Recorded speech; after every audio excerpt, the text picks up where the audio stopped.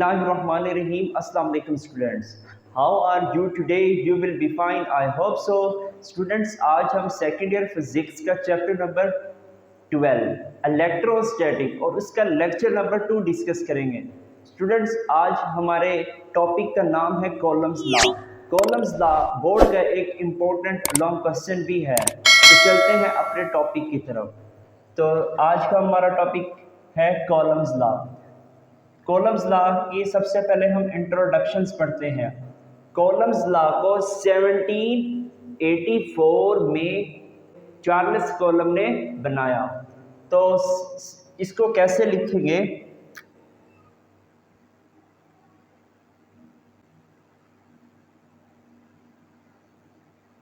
Columns law was discovered by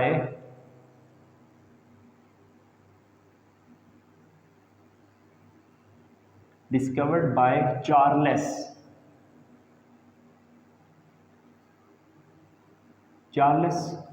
Colum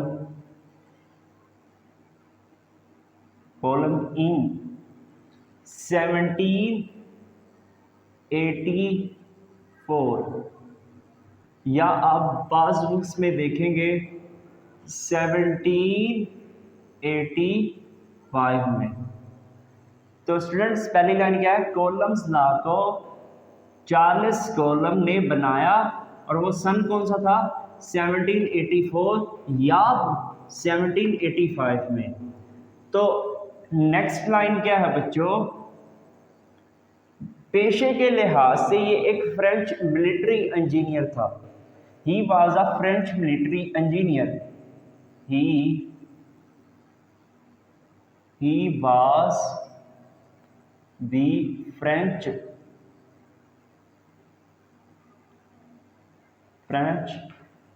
military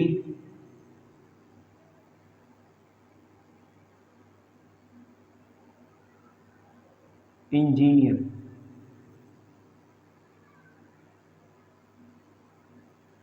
पेशे के लिहाज से बच्चे क्या था? फ्रेंच मिलिट्री इंजीनियर था। कॉलम्स लॉ को हम फोर्सेस की मैग्नीट्यूड फाइंड आउट करने के लिए स्टडी करते हैं। कॉलम्स लॉ को फोर्स की मैग्नीट्यूड, चार्जेस के फोर्स की मैग्नीट्यूड को कैलकुलेट करने के लिए पढ़ते हैं। तो Coulomb's law is used to calculate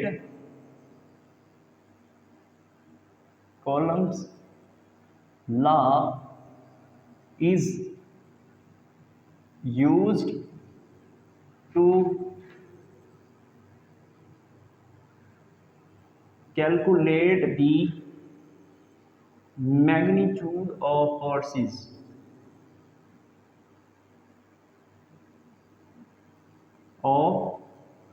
forces between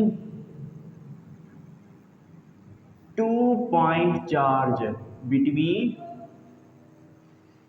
2-point charges। Students, columns law को 2-point चार्जेस के फोर्स की मैग्नीट्यूड कैलकुलेट करने के लिए हम यूज करते हैं। आई होप ये आपको समझ आ गया होगा। अगर आपको ये समझ नहीं आई तो हम मैथमेटिकल इसको करेंगे, इस बात को समझेंगे। तो अगली बात क्या है? कॉलम्स लॉ एक एम्पिरिकल फार्मूला है। तो Coulomb's law is a empirical formula. Column law was the empirical formula.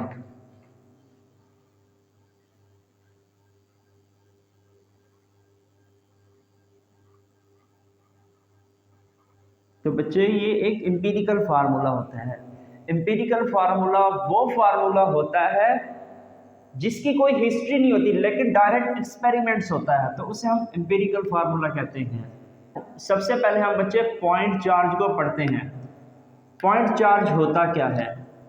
तो हेडिंग दोगे point charge, point charge. Students point charge क्या होता है? फर्ज करो बच्चे ये दो चार्जेस हैं, अब इन दोनों चार्जेस के बिटवीन डिस्टेंस d है। अब बच्चों इन दोनों का जो डिस्टेंस है, इन दोनों चार्जेस में से किसी एक चार्ज का साइज इन दोनों के डिस्टेंस से कम होना चाहिए।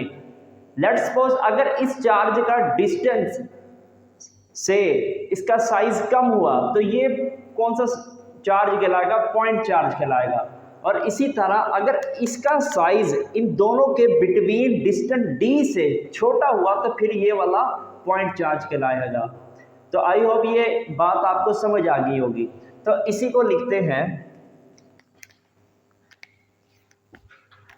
Point charge. Point charge is very small in size,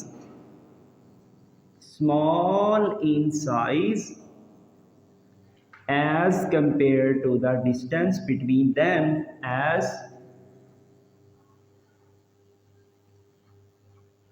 compared to the distance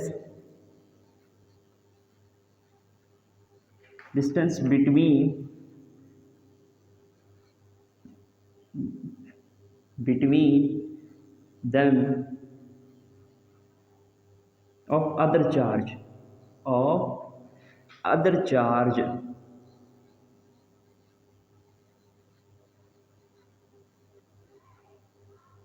is called point charge।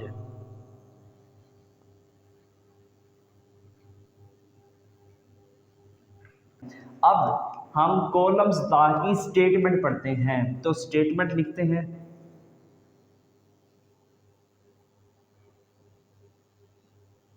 Statement.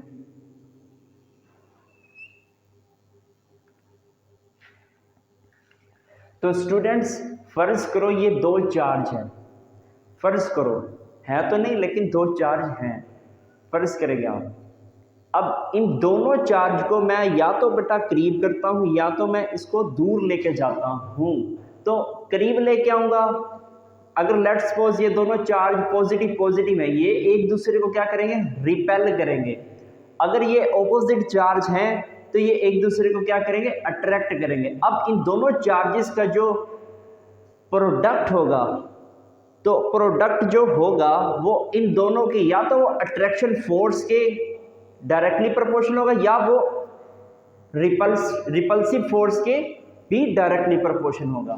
तो जो इन दोनों चार्ज का जो डिस्टेंस होगा वो उनके इनवर्सली प्रोपोर्शनल होगा। तो इसी बात को हम लिखते हैं, बाद में भी मैं समझाता हूं आपको इसको। सबसे पहले हम स्टेटमेंट लिखते हैं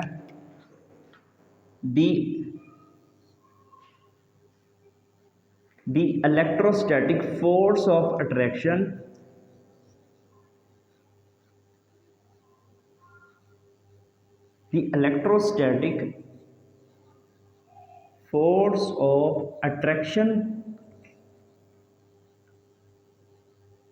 attraction or repulsion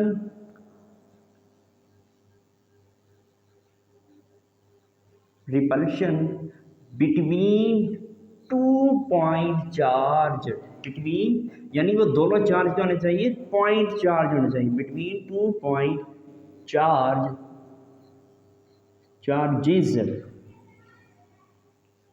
between 2 point charges in such a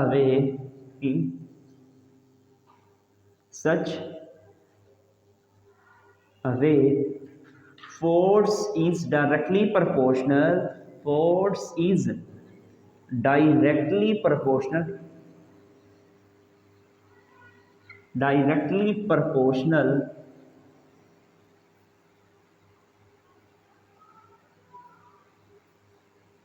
to the product of the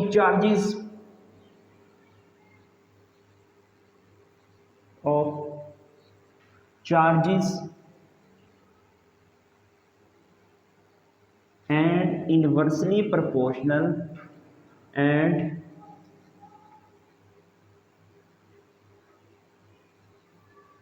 inversely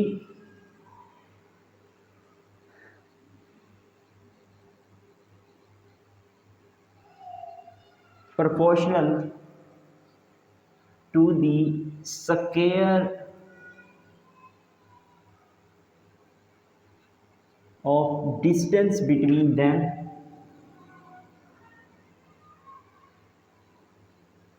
distance between them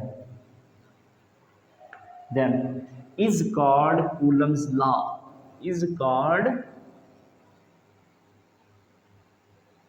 Coulomb's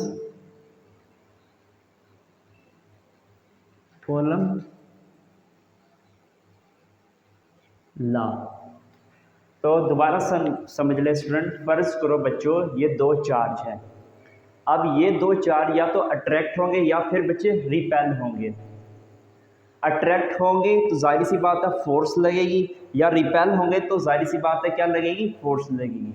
अब वही फोर्स इन दोनों चार्जेस के प्रोडक्ट के डायरेक्टली प्रोपोर्शनल होगी। फर्ज करें बच्चे इन दोनों चार्ज को मैं करीब लेके आता हूँ तो फोर्स क्या होगी, ज़्यादा लगेगी। जब मैं इसको और करीब लेगा फिर ज़्यादा लगेगी। अब बच्चे मैं क्या करता हूँ, इन दोनों को दूर लेके जाता हूँ। इन दोनों चार्ज को जैसे जैसे दूर लेके जाऊँगा तो फोर्सेस उस वक्त क्या होगी, कम लगेगी। तो यही स्टेटमेंट के अंदर लिखा हुआ है। दोबारा सुन लो बच्चे, ये वो इलेक्ट्रोस्टैटिक फोर्स होती है। इलेक्ट्रोस्टैटिक फोर्स का मतलब यहाँ पे यह है, या तो वो फोर्स बेटा अट्रैक्शन वाली फोर्स होगी या तो वो रिपल्शन वाली फोर्स होगी between the 2 point charge, 2 point charge के between. In such a way force is directly proportional to the product of charge. It means जो फोर्स होगी उन दोनों चार्ज के डायरेक्टली प्रोपोर्शनल होगी और इन्वर्सली प्रोपोर्शनल उन दोनों चार्ज के डिस्टेंस, इन दोनों का जो डिस्टेंस था उनके इन्वर्सली प्रोपोर्शनल होगी। तो इसे हम क्या कहेंगे, कॉलम्स लॉ कहते हैं। अभी भी नहीं समझ आई तो मैं आपको डायग्राम से समझाता हूँ। तो अब इसकी हम डायग्राम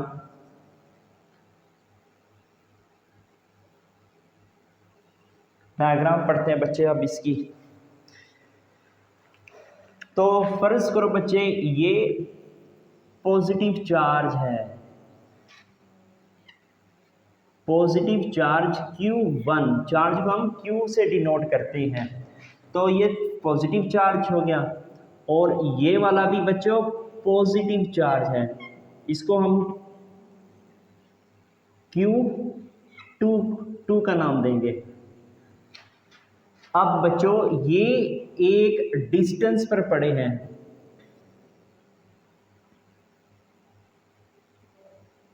इनके सेंटर से, चार्ज के सेंटर से, पहले चार्ज के सेंटर से दूसरे चार्ज के सेंटर तक का जो फासला होता है उसको हम क्या कहेंगे, R कहेंगे। इन दोनों का डिस्टेंस R होगा। जब मैं इन दोनों को करीब लेके जाता हूं तो ये वाला जो चार्ज होगा ये इस पर बच्चे क्या करेगा, ये फोर्स लगाएगा। तो ये वाला चार्ज इस साइड पे मूव करेगा। अब जितनी मैग्नीट्यूड से ये वाला चार्ज इस चार्ज पे फोर्स लगा रहा था, अब उतनी ही मैग्नीट्यूड से ये वाला जो चार्ज Q1 होगा वो इस चार्ज को इस साइड पे बच्चे क्या करेगा, फोर्स लगाएगा।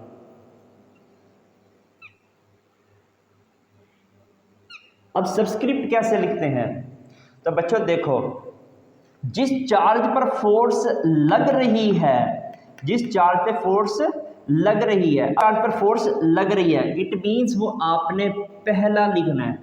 और जो चार्ज फोर्स लगाएगा इस चार्ज पे तो वो बाद में लिखना है। जिस पर लगेगी उसका सबस्क्रिप्ट पहले लिखना है, जिस पर जो लगाएगा वो बाद में लिखना है। दोबारा सुन ले, जिस पर फोर्स लगेगी तो उसका सबस्क्रिप्ट पहले लिखेंगे और जो फोर्स लगाएगा तो वो बाद में लिखेंगे। तो इस पर फोर्स लग रही है तो यहाँ पे बच्चे F2 लिखेंगे। अब जो फोर्स जिसकी वजह से फोर्स लग रही है, Q1 की वजह से लग रही है, तो इसको बाद में लिखेंगे।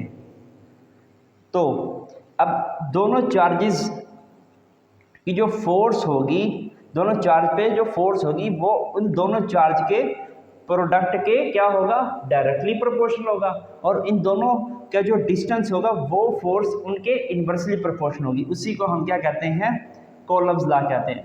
अब एक और डायग्राम के जरिए से समझाता हूं।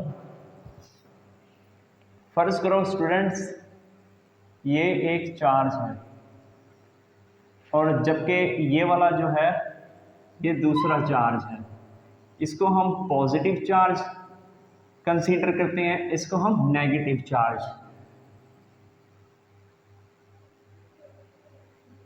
इसका जो सेंटर से लेके और इस चार्ज का जो सेंटर से लेके जो डिस्टेंस होगा वो r होगा।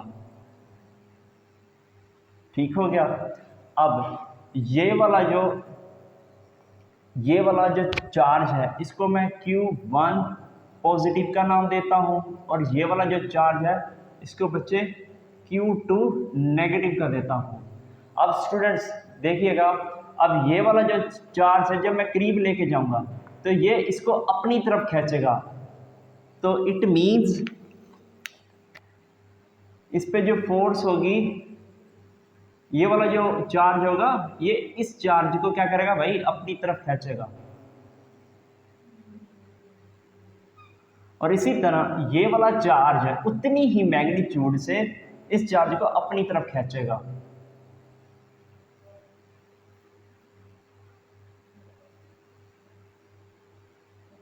अब सबस्क्रिप्ट क्या लिखोगे, पहले चार्ज का। सर आपने बताया था कि जिस चार्ज पर जो फोर्स लगेगी तो उसका सबस्क्रिप्ट पहले लिखेंगे, फिर क्या करोगे, जो चार्ज फोर्स लगाएगा उसका सबस्क्रिप्ट बाद में लिखेंगे। अब इसी तरह इधर आ जाओ बच्चों, इस चार्ज पर फोर्स लगेगी तो इसका सबस्क्रिप्ट क्या है, 2 चार्ज का, तो यहाँ पे 2 आ जाएगा। और जो चार्ज फोर्स इस पर लगाएगा तो उसका बाद में सबस्क्रिप्ट लिखेंगे। आई होप ये आपको समझ आ गया होगा। अब हम इसकी मैथमेटिकल फार्मूला पढ़ते हैं। आप बच्चे इस पर गौर कीजिएगा, जो फोर्स होती है वो डायरेक्टली प्रोपोर्शनल होती है इन दोनों चार्ज के प्रोडक्ट के। तो कैसे लिखोगे, ये फोर्स जो होती है वो डायरेक्टली प्रोपोर्शनल होगी इन दोनों चार्ज के, Q1 चार्ज के और Q2 चार्ज के डायरेक्टली प्रोपोर्शनल होगी। इसको इक्वेशन नंबर 1 का नाम दोगे। और सेकंड बात कॉलम्स ने क्या की थी, कॉलम्स ने कहा था जो फोर्स होगी वो इन्वर्सली प्रोपोर्शनल होगी इनकी डिस्टेंस के स्क्वायर के। तो यहाँ पे आ जाएगा 1 divided bye r square, inversely proportional है। तो ये इक्वेशन नंबर 2 हो। Compare equation 1 and 2।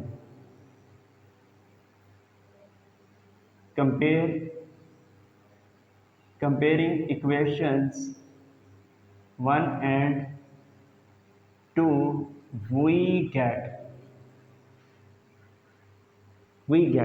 करते हैं बच्चों इनको कंपेयर।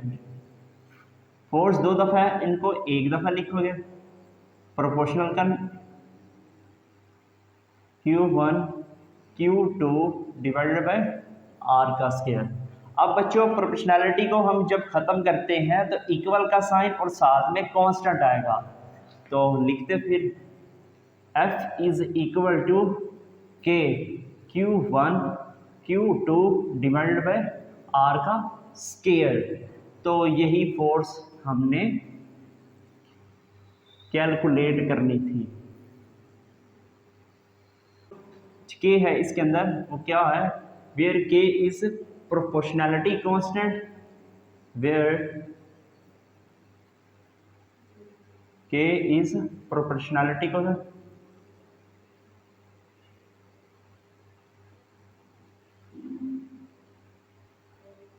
प्रोपोर्शनैलिटी कांस्टेंट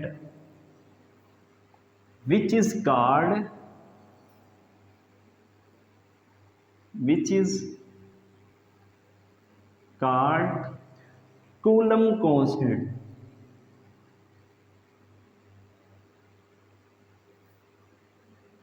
इसको हम बच्चे क्या कहेंगे, कूलम कांस्टेंट कहते हैं। अब नेक्स्ट में आपने लिखना है जो कूलम कांस्टेंट होती है उसकी वैल्यूज क्या होती है।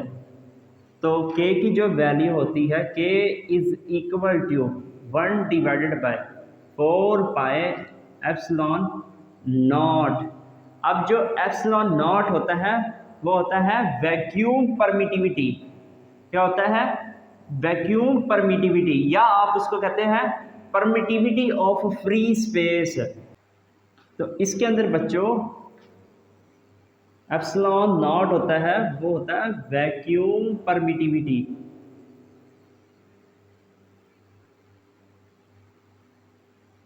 परमिटिविटी, वैक्यूम परमिटिविटी कहते हैं। अब एप्सिलॉन नॉट की जो वैल्यूज होती हैं वो बच्चों 8.85, it means 8.85 10 raise power -12 coulomb square पर न्यूटन पर मीटर स्क्वायर। तो ये वैल्यूज पेपर के अंदर आती हैं एमसीक्यूज के अंदर। तो ये आप लिख लो एमसीक्यूज पेपर के अंदर आएगी है। अब बच्चों के की जो वैल्यूज होती हैं वो यूनिवर्सल कांस्टेंट नहीं होती है। आपने पॉइंट क्या कर लिखना है कि k is not the universal constant, universal constant। k जो होता है वो ग्रेविटेशनल लॉ के अंदर जिस तरह g की वैल्यू होती है वो कांस्टेंट होती है, वो तो फिक्स्ड होती है, लेकिन यहाँ पे जो k की वैल्यू है वो कांस्टेंट नहीं है, वो चेंज होती है। जैसे मीडियम तब्दील होगा k की वैल्यूज तब्दील हो जाएगी। ये तो था वैक्यूम परमिटिविटी के लिए। एप्सिलॉन नॉट, नॉट का मतलब नहीं है। जब इन दोनों चार्ज के बिटवीन अगर कोई मीडियम नहीं होगा, इन दोनों चार्जेस के बिटवीन कोई मीडियम नहीं है, तो उस वक्त बच्चे k की वैल्यू कुछ और होगी। अब इन दोनों के बिटवीन कोई और मीडियम, जैसा कि इंसुलेटिंग मटेरियल रखते हैं या डाई इलेक्ट्रिक मीडियम रखेंगे, तो k की वैल्यू चेंज हो जाएगी उस वक्त। तो ये इसका मतलब यही है कि ये यूनिवर्सल कांस्टेंट नहीं है। अब बच्चों k की वैल्यू को हम कैलकुलेट करते हैं। तो k की वैल्यू जो होती है 1 डिवाइडेड बाय 4 पाई की वैल्यू 3.14। अब एप्सिलॉन नॉट की जो वैल्यू होती है वो 8.85 10 रेज पावर -12, 10 रेज पावर -12। और ये जो वैल्यू इक्वल आएगी 9 10 रेज पावर 9। अब इसका जो यूनिट होता है बच्चे, ये वाला क्या यूनिट था, कॉलम स्क्वायर पर न्यूटन पर मीटर स्क्वायर। अब जो k का यूनिट आएगा वो इसका इन्वर्स आ जाएगा। क्या आएगा, न्यूटन मीटर स्क्वायर पर कॉलम स्क्वायर। तो ये इसकी बच्चे क्या आ गई, k की वैल्यू आ गई। और ये भी पेपर के लिए MCQs बन गया। और ये हर साल पेपर के अंदर इन दोनों में से एक लाजमी आता है। अब बच्चों हम इसकी पढ़ते हैं डिपेंडेंस। k की वैल्यू किन किन पर डिपेंड करती है, किन किन चीज़ों पर डिपेंड करती है। तो dependence of k,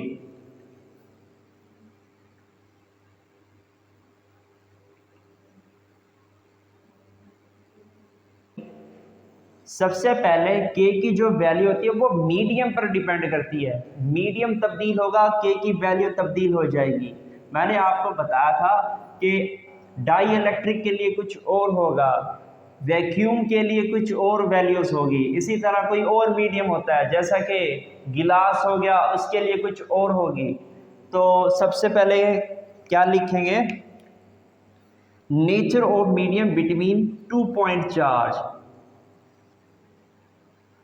nature of medium between 2 point charge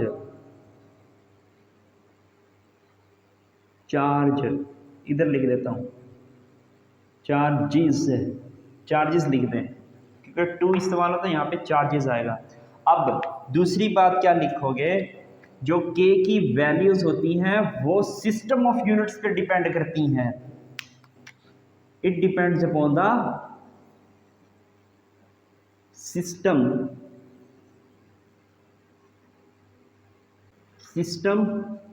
of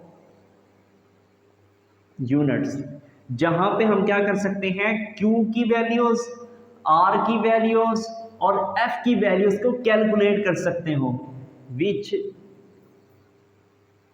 measure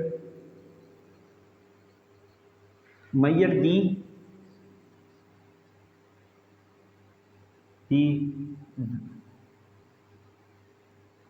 values of, पहली बेटा फोर्स, फिर दूसरी चार्ज की वैल्यू और तीसरा बच्चे एंड डिस्टेंस आर, जहाँ पे हम इन तीनों की वैल्यूज किसी सिस्टम के अंदर क्या कर सकते हो, मेजर कर सकते हो। अब हम बच्चे नेक्स्ट पढ़ेंगे कॉलम्स लॉ इन वैक्यूम। अगर बच्चे वैक्यूम मीडियम है हमारे पास तो कॉलम्स लॉ की वैल्यू क्या होती है, तो अगली नेक्स्ट हेडिंग डालेंगे। तो स्टूडेंट्स,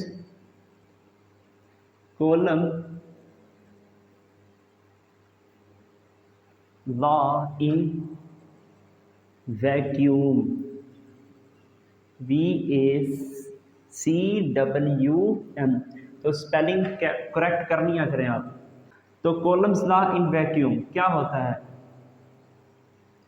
तो आप बच्चे F इज इक्वल टू के Q1, जो पर फार्मूला है वो मैंने वैसे का वैसा लिख रहा हूँ अभी, Q1। अब K की जो वैल्यू होती है वैक्यूम के अंदर, K is equal to 1 divided by 4 pi epsilon naught. अब इस K की वैल्यू इसको यहाँ पे बेटा पुट करते हैं, तो ये हमारे पास वैक्यूम के अंदर क्या आ जाएगी, वैल्यूज आ जाएंगी 1 divided by 4 pi epsilon naught Q1 Q2 divided bye R का स्केयर। तो ये हमारे पास आ गई है कॉलम्स लॉ की वैल्यू जब मीडियम नहीं होगा। जब कोई मीडियम नहीं होता है तो कॉलम्स लॉ की वैल्यूज ये होती है, F is equal to 1 divided by 4 pi epsilon naught Q1 Q2 divided by R का स्क्वायर। तो बच्चे अब हम इसका वेक्टर फॉर्म पढ़ते हैं। तो वेक्टर फॉर्म क्या होगी वैक्यूम के अंदर, तो इसका वेक्टर फॉर्म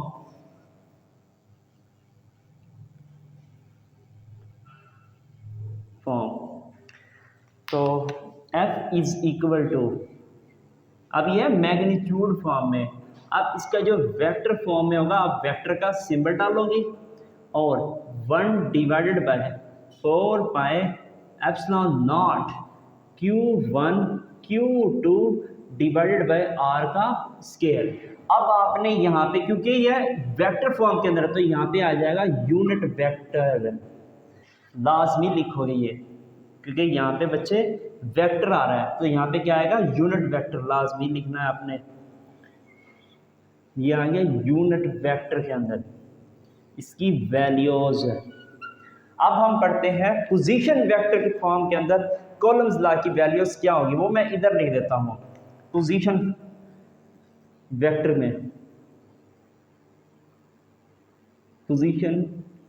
वेक्टर में कॉलम्स लॉ की वैल्यूज क्या होती हैं, आपने पढ़ा था फर्स्ट ईयर के अंदर चैप्टर नंबर 2 के अंदर आपने पढ़ा था यूनिट वेक्टर क्या होता है, वेक्टर अवर वेक्टर की मैग्नीट्यूड। तो यहाँ पे बच्चे वेक्टर कौन सा यूज हो रहा है, यूनिट वेक्टर R यूज हो रहा है, तो R यूनिट वेक्टर आ गया, वेक्टर अवर वेक्टर की मैग्नीट्यूड, तो ये उसकी मैग्नीट्यूड आ गई। अब आपको ये R कैप दिख रहा है तो इसकी जगह आपने जस्ट वैल्यू पुट करनी है, तो ये हमारे पास पोजीशन वेक्टर आ जाएगा कूलम्स लॉ का, तो यही लिखते हैं। तो F is equal to F vector 1 divided by 4 pi epsilon naught Q1 Q2 divided by, देखो बच्चों अब मैं यहाँ लिख रहा हूँ वेक्टर अपॉन वेक्टर, आर का स्केयर होता है, यहाँ पे स्केयर आ जाएगा, लेकिन यहाँ पे क्या आ जाएगा वेक्टर, इसकी जगह क्या आ जाएगा वेक्टर अपॉन वेक्टर की मैग्नीट्यूड, तो आर वेक्टर आ जाएगा डिवाइडेड बाय, और ये वाला आर, ये भी मैग्नीट्यूड है और ये भी मैग्नीट्यूड है, तो ये दोनों क्या हो जाएंगे बेस सेम है, पावर ऐड अप हो जाएंगी। तो यहाँ पे बच्चे मैं ये भी तो लिख सकता हूँ ना, तो ये आर क्यूब बन जाएगा। तो दोबारा सुन ले, F is equal to 1 divided by 4 pi epsilon naught Q1 Q2 divided by R का क्यूब, और यहाँ पे क्या आ जाएगा बच्चों साथ में R position vector. I hope ये आपको समझ आ गया होगा। अब नेक्स्ट हम पढ़ते हैं कॉलम्स लॉ इन मीडियम। अब बच्चे इसका स्क्रीनशॉट ले लो इसका। स्टूडेंट्स अब हम पढ़ते हैं कॉलम्स लॉ इन मीडियम। तो बच्चों इन दोनों चार्ज के बिटवीन कोई डाई इलेक्ट्रिक मटीरियल को मैं प्लेस करता हूँ, तो उस वक्त इन दोनों के बिटवीन जो फोर्स एक्सर्ट हो रही होगी, तो उन फोर्सेस की जो वैल्यू है वो एक फैक्टर से रिड्यूस हो जाएंगी। ठीक हो गया। वो फैक्टर बच्चे एक कांस्टेंट फैक्टर होता है, और उसी कांस्टेंट फैक्टर को हम रिलेटिव परमिटिविटी कहते हैं। तो यही मैं लाइन लिखता हूँ कि जब when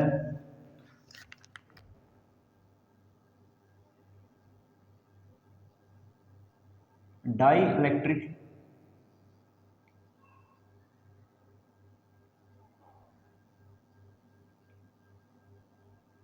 material is placed between two charges,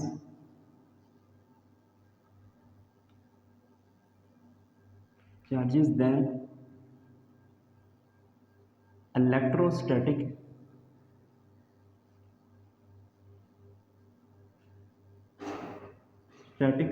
force will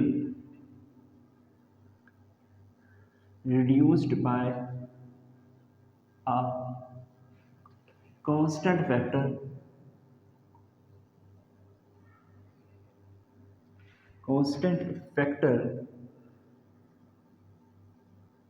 this constant factor is known as this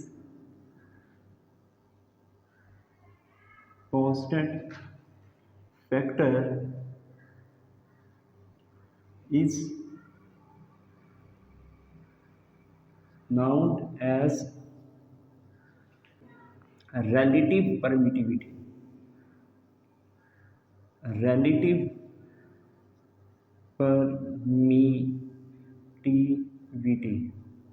तो उस कांस्टेंट फैक्टर को हम क्या कहेंगे रिलेटिव परमिटिविटी कहते हैं। उसको बच्चे रिप्रेजेंट करते हैं एप्सिलॉन आर से, रिप्रेजेंटेड बाय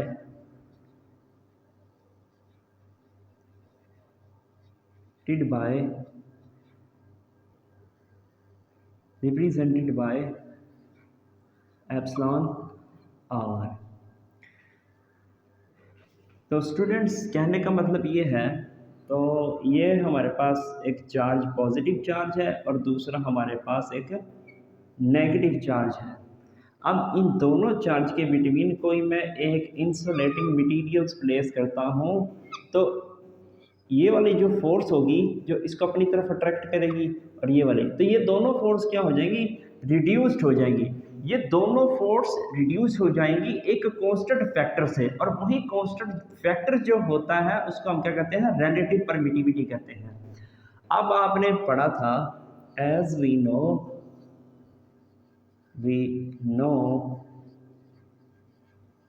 कि कॉलम्स लॉ इन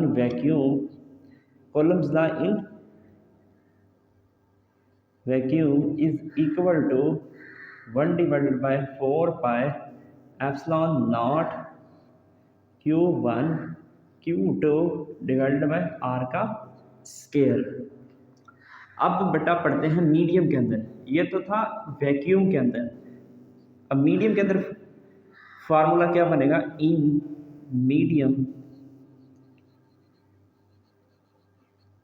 तो यहाँ पे आ जाएगा बच्चों medium is equal to 1 divided by 4 pi epsilon naught, और यहाँ पे आएगा epsilon are Q1 Q2 divided by are का स्क्वायर। तो स्टूडेंट्स यहाँ पे जस्ट क्या आ जाएगा, एप्सिलॉन आर आ जाएगा। इट मीन्स यहाँ पे क्या आ जाएगी, रिलेटिव परमिटिविटी आ जाएगी। अब इस फैक्टर, ये एक बच्चे कांस्टेंट फैक्टर है, जब इस कांस्टेंट फैक्टर्स को मैं इनके साथ मल्टीप्लाई करता हूँ तो तब हमारी मीडियम्स की वैल्यूज आएंगी, उस वक्त हमारी क्या आएंगी, मीडियम्स की वैल्यूज आएंगी। आई होप ये आपको समझ आ गया होगा।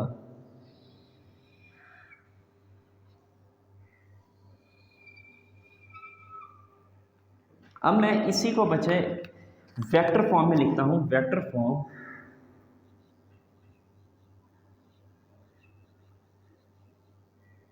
वेक्टर फॉर्म के अंदर कैसे लिखते हैं, F medium vector is equal to 1 divided by 4 pi epsilon naught epsilon are Q1 Q2 divided by are का स्क्वायर। अब यहाँ पे आ जाएगा यूनिट वेक्टर। स्टूडेंट्स ये कॉलम्स ला का क्या आ जाएगा, मीडियम के अंदर फोर्स के वेक्टर फॉर्म। तो अब हम पढ़ते हैं पोजीशन वेक्टर फॉर्म के अंदर, पोजीशन वेक्टर फॉर्म। स्टूडेंट्स आप जानते हैं जो यूनिट वेक्टर होता है, आर यूनिट वेक्टर, वो होता है वेक्टर डिवाइडेड बाय वेक्टर की मैग्नीट्यूड। अब यहाँ पे वैल्यूज को पुट कर देंगे, हमारे पास पोजीशन वेक्टर आ जाएगा मीडियम का। तो force medium is equal to 1 divided by 4 pi epsilon naught epsilon are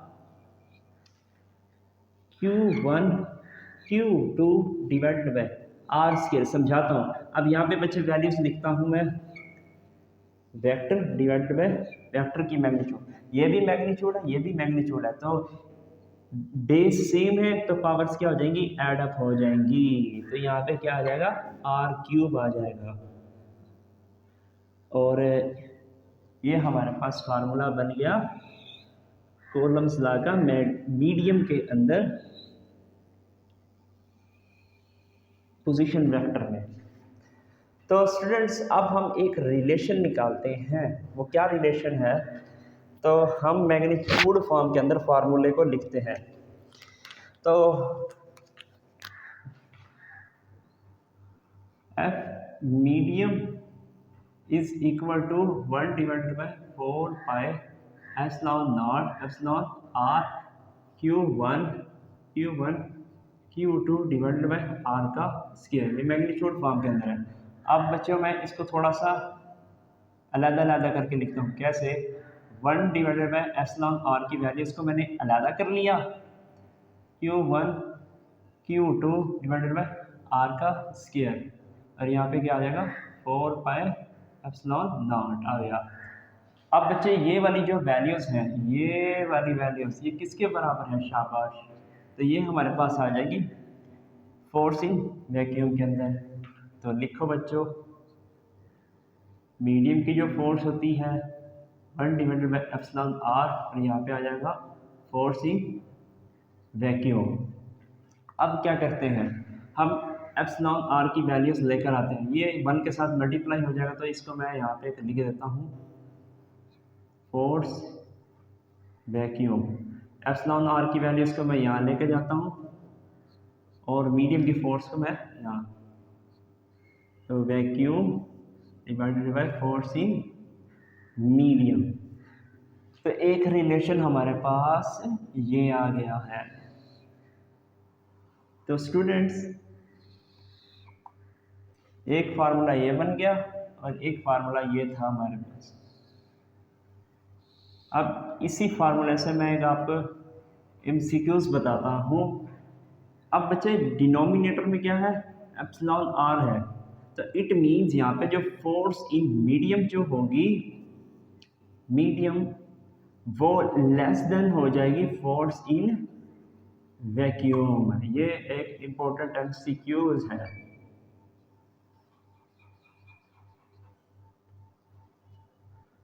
अब बच्चों मैं एब्सोल्यूट परमिटिविटी के रिलेशन से बताता हूँ। एब्सोल्यूट परमिटिविटी क्या होती है? एब्सोल्यूट